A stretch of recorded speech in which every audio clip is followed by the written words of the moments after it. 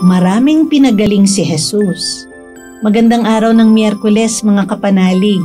Kapistahan po ngayon ni Saint Arnold Jansen, tagapagtatag ng Society of the Divine Word, ng Holy Spirit Sisters at Pink Sisters.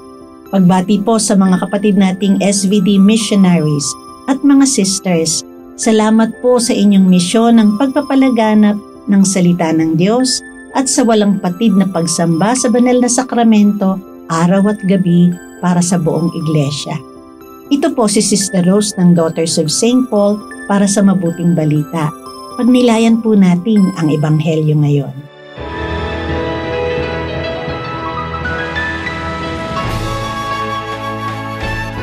Pagkaalis niya sa sinagoga, tumuloy si Jesus sa bahay nina Pedro at Andres, kasama sina Jaime at Juan.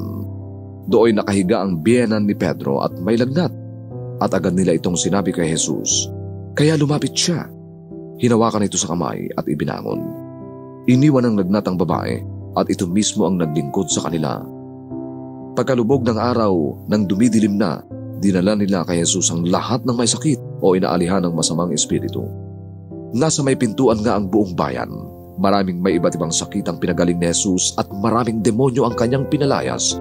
Ngunit hindi niya sila pinahintulutang magsalita sapagkat alam nila kung sino siya. Kinabukasan, maaga siyang bumangon at umalis. Pumunta siya sa ilang na lugar at doon siya nanalangin. Hinanap siya ni Pedro at pagkakita sa kanya ay kanilang sinabi, Hinahanap ka ng lahat. Tayo na sa ibang lugar, sa maliliit na karatig na yon, para makapangaral din ako roon. Dahil dito kaya nga ako lumabas. At naglibot siyang nangangaral sa kanilang mga sinagoga sa buong Galilea at nagpapalayas ng mga demonyo.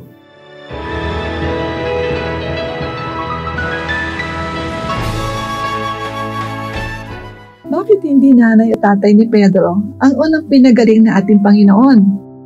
Para sa akin, may kaakibat na paalala sa mga mag-asawa ang mabuting balita ngayon. Kapag ang lalaki at babae ay nag-asawa, bubuo sila ng sarili nilang pamilya, pero hindi nila tatalikuran ang kanilang mga magulang. Mamahalin, igagalang at itataguyod nila ang mga ito, lalo na sa kanilang pagtanda. Nakapaloob ito sa ika-4 na utos ng Panginoon na nagsasabing, igalang mo ang iyong ama at ina. At ito rin ang unang utos na may kalakip na pangako na magiging maganda at mahaba ang iyong buhay sa lupa. Madalas, ang iringan sa pagitan ng biyenan at manugang ay naguugat sa selos. Ngunit ang pagmamahal sa magulang at pagmamahal sa asawa ay hindi magkatulad at kailanman ay hindi dapat pag-agawan.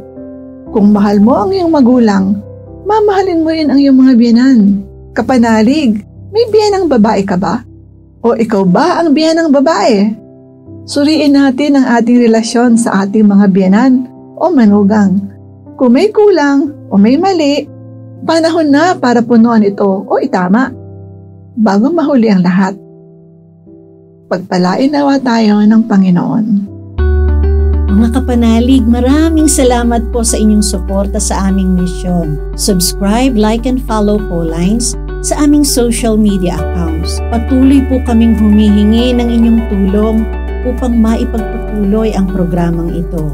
Maaari po ninyong ipadala ang inyong love offerings at donasyon sa aming donations channels. Makakaasa po kayo na kasama lagi ang inyong mga intensyon at kahilingan sa aming panalangin araw-araw.